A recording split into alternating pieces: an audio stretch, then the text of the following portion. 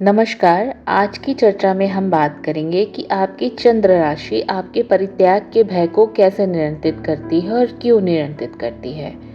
वैदिक ज्योतिष में चंद्रमा किसी व्यक्ति के भावनात्मक जीवन को समझने का सबसे महत्वपूर्ण कारक माना जाता है, क्योंकि चंद्रमा यह दर्शाता है कि किसी व्यक्ति ने पहली बार स्वयं को सुरक्षित महसूस करना कैसे सीखा।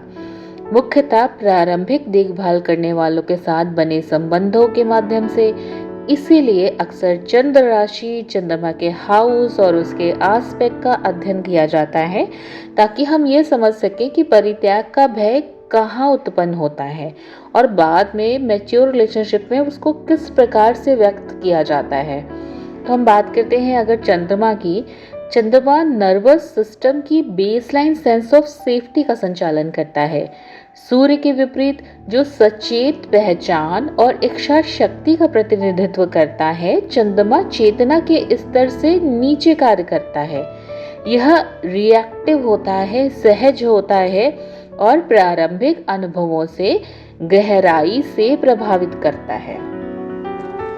जब किसी जन्म कुंडली में चंद्रमा राशि, भाव या दृष्टि के आधार पर मजबूत स्थिति में होता है, तो व्यक्ति सामान्यतः यह यकीन रखता है कि संबंध और निकटता स्थिर है।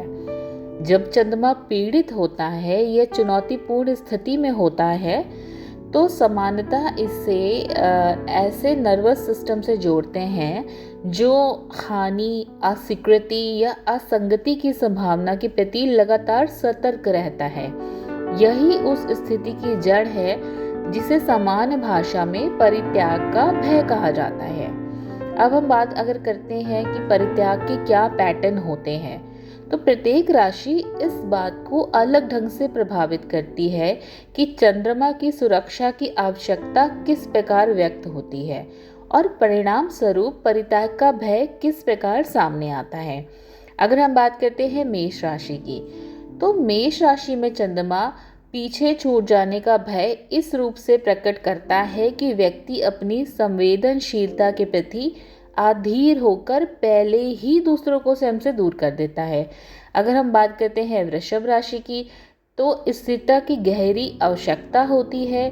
परित्याग का भय प्रातः भौतिक या शारीरिक सुरक्षा खोने के इर्द गिर्द केंद्रित रहता है। मिथुन राशि की अगर हम बात करें, तो चिंता का सामना ओवर थिंकिंग और लगातार वर्बल रीएश्योरेंस की आवश्यकता के माध्यम से किया जा सकता है।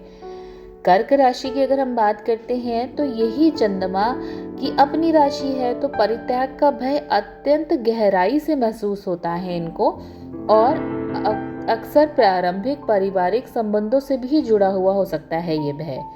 सिंह राशि की अगर हम बात करें, तो अनदेखा या महत्वहीन समझे जाने का भय परित्याग को सेल्फ वर्थ पर लगी चोट के रूप में अनुभव किया जा सकता है। कन्या राशि की अगर हम बात करते हैं, तो भय इस रूप में व्यक्त होता है कि व्यक्ति अधिकतर जिम्मेदारियां उठाने लगता है या स्वयं को इतना उपयोगी बनाने का प्रयास करता है कि लोग उसे अपने साथ बनाए रखें। तुला राशि की अगर हम बात करें, तो कॉन्फ्लिक्ट से गहरा असहज महसूस होता है। छोड़े जाने के भय से व्यक्ति असंतुलित संबंधों में भी बना रहता है। वृश्चिक राशि की अगर हम बात करते हैं, तो बिट्रे है, यानी कि जो धोखे देने का भय है, वो बहुत तीव्र होता है इनमें, और ये निष्ठा की परीक्षा लेने या आत्म सुरक्षा के लिए भावनात्मक दूरी बना लेते हैं पहले से ही। धनु राशि की बात करें, तो इनको बंधन में बंधने का भय होता है। खोने के भय के साथ ये मिला हुआ होता है, इसलिए भविष्य में इनको दर्द ना झेलना पड़े, इससे बचने के लिए व्यक्ति पहले ही डीप कमिटमेंट नहीं करता है।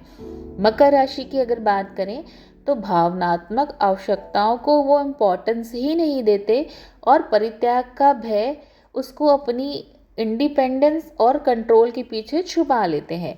अगर हम कुंभ राशि की बात करते हैं, तो डिटैचमेंट एक रक्षा तंत्र के रूप में कार्य करता है इनमें, और घनिष्ठता को सुरक्षित बौद्धिक दूरी पर रखा जाता है। मीन राशि वहीं पे अनवांटेड होने का भय व्यक्ति को सेल्फ सेक्रीफाइस करने या अपनी पहचान को अपने साथी के साथ, यानी कि जो आइडेंटिटी है उसको मर्ज कर देने की ओर ले जाता है। अब हम चंद्रमा के भावों की बात करेंगे। जिस भाव में चंद्रमा स्थित होता है वह यह दर्शाता है कि व्यक्ति भावनात्मक सुरक्षा सबसे अधिक कहाँ खोजता है और वो कहाँ सबसे आसानी से बाधित हो सकती है। जैसे कि चतुर्थ भाव है परित्याग का भय, अक्सर सीधे पारिवारिक वातावरण और प्रारंभिक देखभाल के अनुभव से जुड़ा होता है। सप्तम भाव में सुरक्षा की भावना मुख्य रूप से पार्टनरशिप के माध्यम से खोजी जाती है, जिससे प्रेम संबंधों में परित्याग विशेष रूप से पीड़ादायक बन जाता है। अष्टम भाव में खोने का भय इंटीमेसी और संवेदनशीलता से जुड़ा होता है, विश्वास आसानी से नहीं बनता। द्वादश भाव की अगर बात करते हैं तो भावनात्मक आवश्यकताएं व्यक्त नहीं की जा सकती। परित्याग का भय शांतिपूर्ण पीछे हटने या स्वयं को अलग थलग कर लेने के रूप में प्रकट हो सकता है। अब हम मून के एस्पेक्ट की बात करेंगे, जो इसको और भी स्ट्रॉन्ग बना देती है इस परित्याग के भय को। परंपरागत रूप से चंद्रमा कुछ ग्रहों की दृष्टियों को क्लोजनेस से जुड़ी असुरक्षा को बढ़ाने वाला माना जाता है। जैसे कि चंद्रमा पे शनि की दृष्टि हो तो भावनात्मक सतर्कता का एक पारंपरिक संकेत देती है। इसे अक्सर प्रारंभिक जीवन में भावनात्मक अनुपलब्धता या प्रतिबंध के अनुभव से जोड़ा जा सकता है। जैसे कि बचपन में व्यक्ति को इमोशनली सपोर्ट ही ना मिला हो या उस पर बहुत ज़्यादा उसका इमोशनली कंट्रोल्ड लाइफ उसने बचपन में जी हो, जिससे यह गहरा भय उत्पन्न हो सकता है कि प्रेम केवल कुछ शर्तों पर ही मिलता है। चंद्रमा अगर केतु के साथ हो या उसकी दृष्टि हो तो निकट संबंधों में तीव्रता तथा निरंतर खोने का भय यह संबंधों में आकर्षण और दूरी का चक्र उत्पन्न कर देता है, यानी कि पुश एंड पुल वाला इफेक्ट आ जाता है।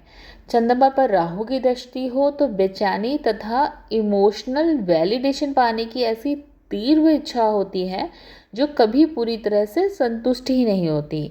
चंद्रमा या नेपच्यून की बात करें तो पार्टनर को आइडियलाइज करना और फिर जब वास्तविकता आती है सामने अनकंडीशनल क्लोजनेस की कल्पना जो है उनकी वो मेल ही नहीं खाती वास्तविकता से, तो गहरा भावनात्मक आघात महसूस करते हैं फिर ये लोग। इस पे गोचर भी इम्पॉर्टेंट होता है और टाइम भी। ये जैसे कि चंद्रमा की जो दशाएं हैं विशेषकर अगर हम बात करते हैं चंद्र महादशा की, तो जन्म के चंद्रमा पर शनि या राहु के गोचर का भी ऐसे समय में माना गया है कि परित्याग की भावना आपकी इफ़ेक्टिव हो सकती है उस समय पे, जब आपकी चंद्रमा की महादशा चल रही हो या जो आपकी पुरानी इमोशंस हैं वो सरफेस हो सकते हैं इस पीरियड में। तो हम क्या करें, कैसे हम अपने संवेदनशील चंद्रमा के साथ वर्क करें, तो इसके कुछ सिंपल से उपाय हैं। तो पहला उपाय तो ये है कि चंद्रमा को मजबूत करने के लिए आप चंद्रमा को जल अर्पित कर सकते हैं। सोमवार के दिन वाइट जो क्लोथ्स हैं वो पहने और चंद्रमा जी का जो मंत्र है ओम सोम सोमाय नमः, इसका जप करें।